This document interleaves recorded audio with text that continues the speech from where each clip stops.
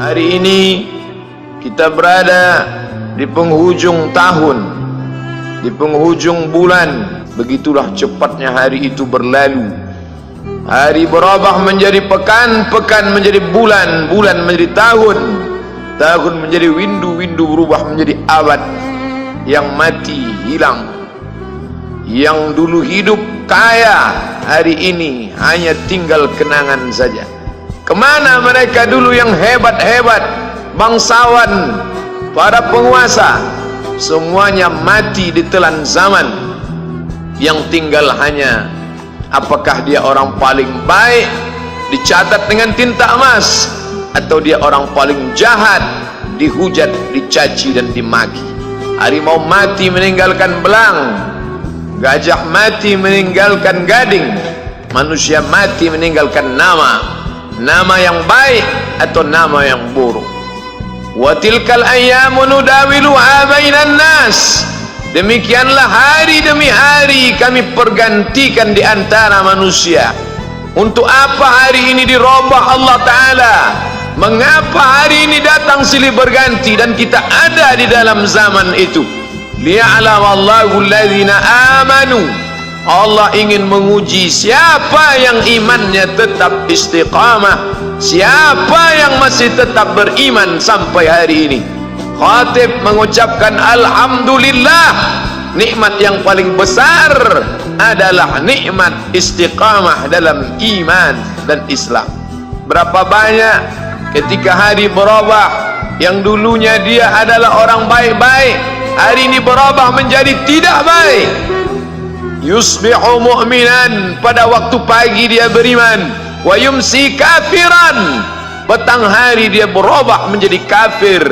Maka kita selalu meminta, ya muqallibal qulub, wahai engkau yang membolak-balikkan hati, tsabbit qulubana, kokohkan hati kami, ala dinik, dalam agamamu, wa ala ta'atik, dalam ketaatan kepadamu.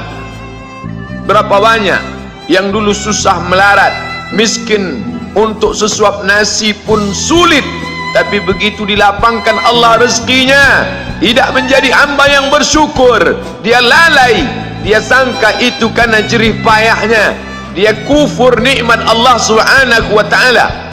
Tapi siang hari ini alhamdulillah, ada hamba yang disehatkan Allah, dia tetap bersyukur. Ada hamba yang ditingkatkan Allah rezekinya, dia tetap bersyukur. Ada hamba yang dinaikkan Allah kuasanya, dia tetap bersyukur. La in syakartum, kalau kamu syukuri nikmat itu, la azidannakum, pasti akan kutambah. Wala in kafartum, tapi ingat, kalau kamu kufur, kamu ingkar, inna azabi lasyadid, azabku amat sangat hebat, amat sangat dahsyat, amat sangat mengerikan. Berapa banyak orang di masa lalu mati dalam azab Allah Subhanahu wa ta'ala. Tapi itulah manusia, diambil dari kata nasya, lupa. Dia tidak pernah ingat apa yang pernah ditimpakan Allah kepada kaum-kaum sebelumnya. Wa ila samud akhahum salihah, kepada kaum Samud diutus Nabi Saleh. Mana mereka sekarang? Punah, musnah, tidak ada lagi di atas muka bumi Allah. Wa ila madyana akhahum syuaiba, kepada kaum Madian diutus Nabi Syuaib. Mana mereka sekarang? Punah, musnah, tidak ada jejaknya di atas muka bumi. Wa ila adin akhahum huda, kepada kaum Ad diutus Nabi Hud. Tidak satu pun ada di atas muka bumi. Tapi orang tetap juga angkuh dan sombong. Memang itulah manusia yang berada di atas muka bumi Allah Subhanahu wa ta'ala.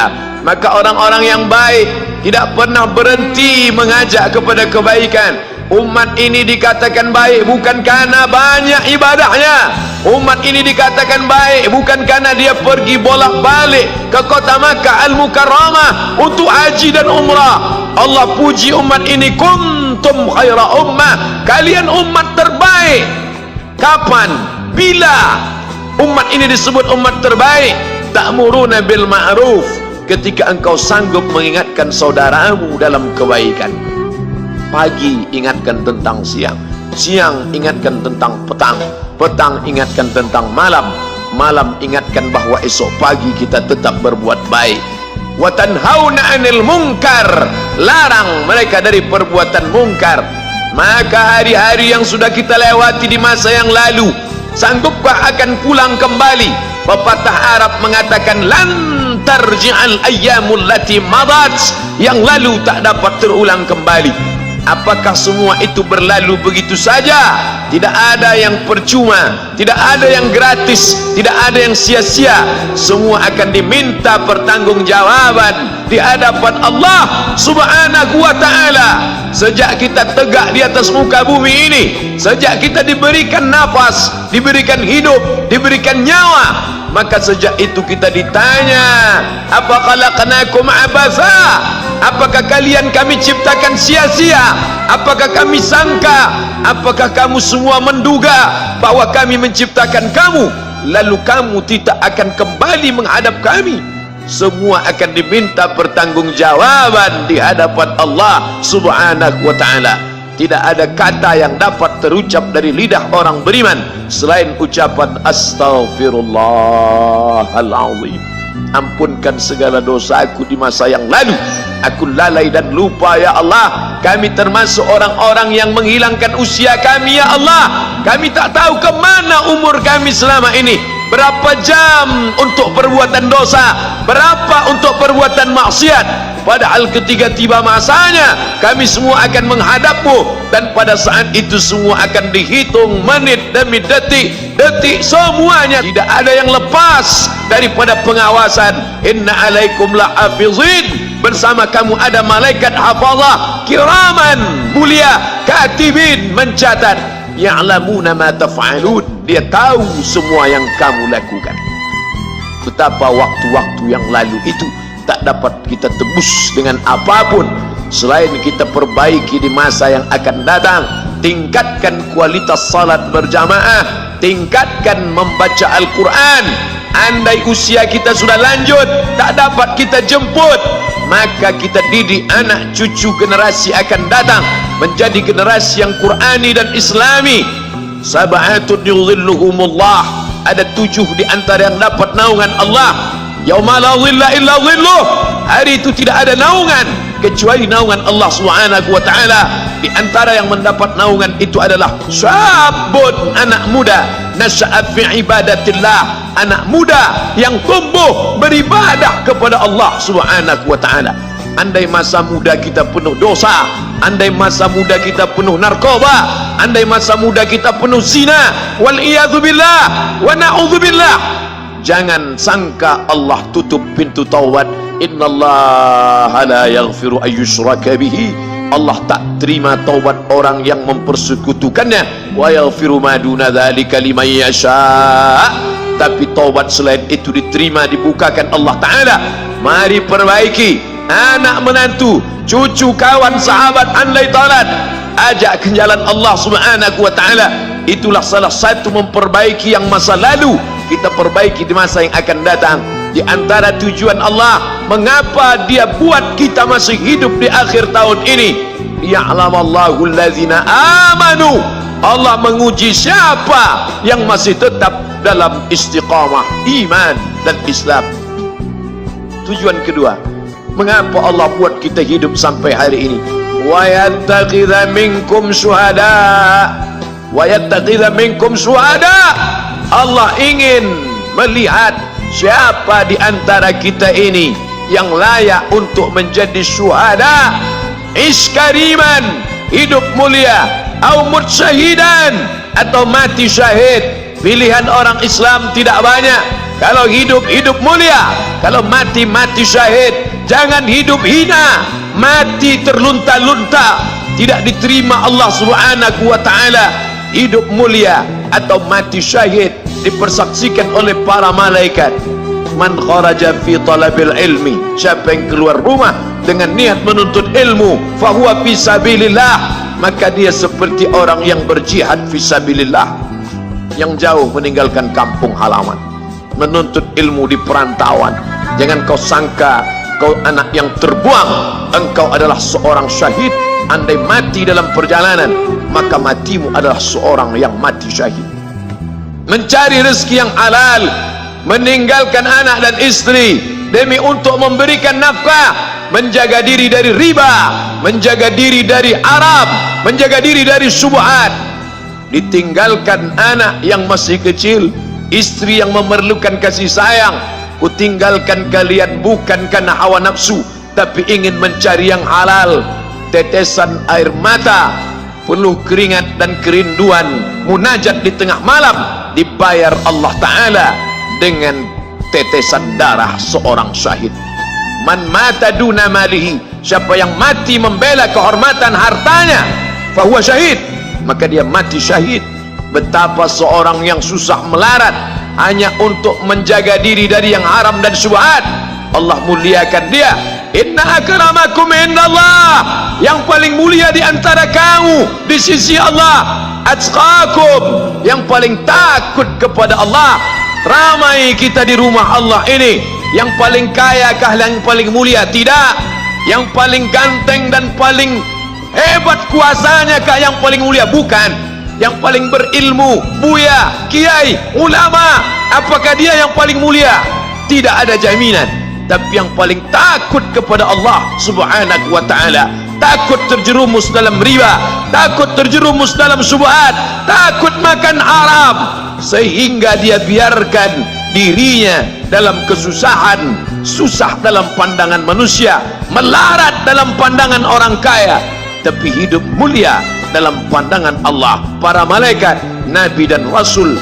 Hari ini orang itu dikatakan bodoh, hari ini dia dikatakan goblok, hari ini dia dikatakan kamu tolol sekali. Mengapa tidak kamu pakai kekuasaanmu? Mengapa tidak kamu pakai kesempatan? Hidup hanya sekali, pakailah sesuka hati. Tapi dia takut kepada Allah Subhanahu wa ta'ala. Pagi dan petang dia katakan, Allahumma ajirna minan nar, Allahumma ajirna minan nar, Allahumma ajirna minan nar. Selamatkan kami, aku, istriku, anakku, keluargaku dari api neraka ya Allah. Betapa kehidupan yang singkat, tapi di tengah hidup yang singkat ini banyak yang tidak sadar, sehingga azab yang dia terima lama, berkekalan, khalidina fiha abada, kekal selama-lamanya.